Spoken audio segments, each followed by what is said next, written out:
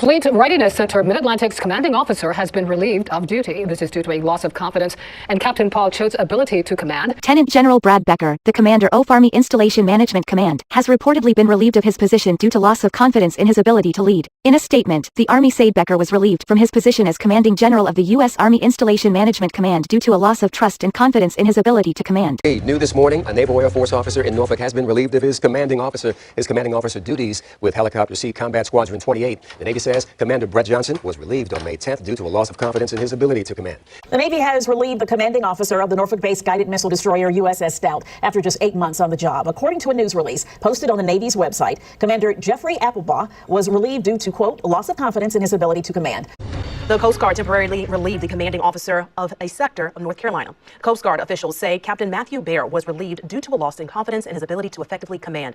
Air Force Base is going through a change in leadership. According to a press release, Colonel Michael Shreves was relieved from command due to a loss of confidence in his ability to lead. All of these happened in the last year or so. And trust me, there have been a lot more. Over the last few months, I've gotten alerts on my phone from about 5 or 6 people, officers and enlisted, that were relieved of command.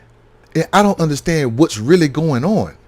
I mean, you work your way up 10, 15, 20, 25 plus years or more, obtaining and working hard and surviving to get to those ranks, only to be there, in one case, 8 months before someone senior to you decides that you are not fit for that job.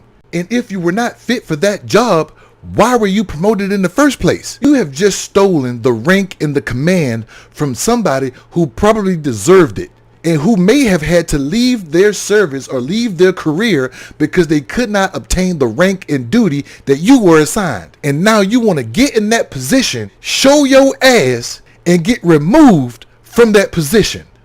And you'll be the same commander that has a no tolerance policy for DUIs and SA and drugs and alcohol or whatever. But you out there doing the same thing that you would burn a junior enlisted Marine for or a junior officer for. You're out there doing the same thing. And do you want to know how I know? Because you've been relieved of command for lack of confidence and leadership. One of the hardest things to do in this world is maintain a standard, because everybody's checking for you when you try to correct them. If my rank on my collar was chipped and I went and told the Marine, hey, motivator, your rank is chipped, the first thing that Marine would do was look at me. So I got to maintain a standard. I'm going to elevate you to my standard. I'm not going to lower myself to you. You're going to come to me. You can't teach what you don't know. You can't lead where you don't go. But that puts it harder on me because I have to maintain it.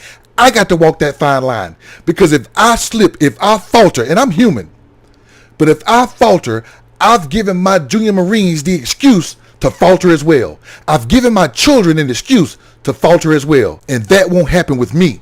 I hold a standard. That's probably why my hair is gray.